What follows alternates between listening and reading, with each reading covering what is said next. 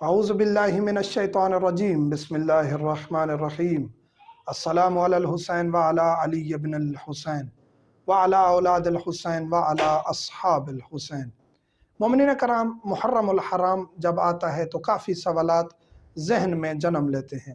ہم شریعت بتا رہے ہیں، یہ ہم بارہا ذکر کرتے ہیں، اپنی طرف سے تو کچھ نہیں ہے، آل محمد کی تعلیمات ہیں جو مومنین تک پہنچا رہے ہیں۔ بعض لوگ اعتراض کرتے ہیں کہ جی مولانا صاحب آپ فقط جنسی مسائل بتاتے ہیں، تو انہیں گزارش ہے کہ ہمارے 400 لیکچرز تقریباً ہو چکے ہیں فقہ کے حوالے سے، جو آپ شیعہ ٹاکس عزاداری پر جا کر چینل پر سیکھ سکتے ہیں۔ نماز کے تقریباً 40 سے اوپر لیکچرز ہیں، ایک ایک چیز نماز کی، طہارت کی، وضو کی، غسل کی، زکوٰۃ کی، خمس کی، خرید و فروخت کے مسائل، یہ ہر چیز ہم ڈسکس کر چکے ہیں۔ آپ جائیں، چینل وزٹ کریں اور دین سیکھیں۔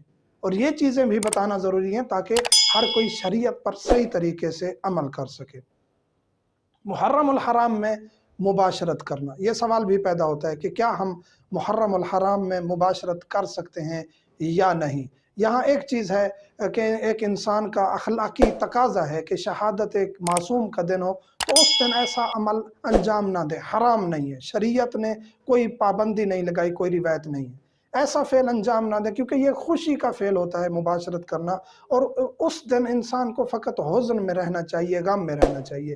پھر میں دوبارہ اس کو ذکر کروں کہ یہ حرام نہیں ہے، لیکن ایک اخلاقی تقاضا ہے کہ وہ دن فقط حزن کے ساتھ خاص رکھیں جس دن کسی معصوم کی شہادت ہو۔ اب آتے ہیں محرم الحرام میں۔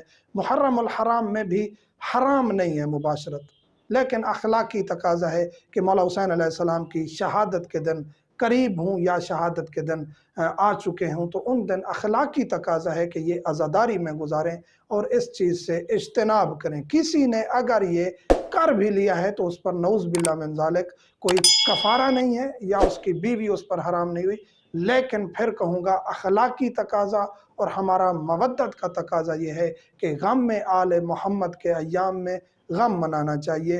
جو قریبی شہادت کے مولا کے دن ہیں، 9-10 محرم ہے یا اسی طرح باقی ایام عزا ہیں، تو ان میں انسان کو چاہیے کہ عزاداری میں گزارے۔ مومنین سے ملتمس ہوں ہمیں دعاؤں میں یاد رکھا کریں۔ والحمدللہ رب العالمین۔